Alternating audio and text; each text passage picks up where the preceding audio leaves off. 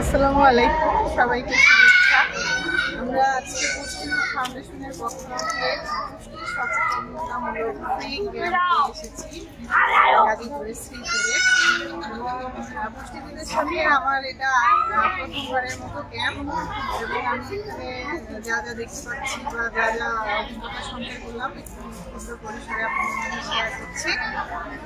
এখানে বেশিরভাগ লোকের মধ্যে যা দেখলাম যে তাদের ব্লাড সুগার লেভেল বা ডায়াবেটিস অনেকেরই আছে, যেটা তারা জানেন না, এবং ফাস্টিং ব্লাড সুগার বেশিরভাগ দেখা যাচ্ছে যে আরও অনেক বেশি, এবং তারা কোনো ওষুধপত্র খান না এবং তারা আসলে জানেনই না। এবং বেশিরভাগ মহিলা পুরুষ সবাই অতিরিক্ত পরিমাণে জর্দা খান এবং জর্দায় অভ্যস্ত তামাক জাতীয় খাবার, এবং এগুলো নিয়ে আমরা তাদের সাথে কথা বলছিলাম। এবং অনেকগুলো বাচ্চা শিশু ছিল এবং গর্ভবতী নারী এবং কিছু কিশোরী বয়সী ছিল যাদের অ্যানিমিক প্রবলেম ছিল, যারা রক্তশূন্যতায় ভুগছে, অনিয়মিত পিরিয়ডের সমস্যা হচ্ছে, এই ধরনের সমস্যাগুলো আমরা অনেক পাচ্ছিলাম।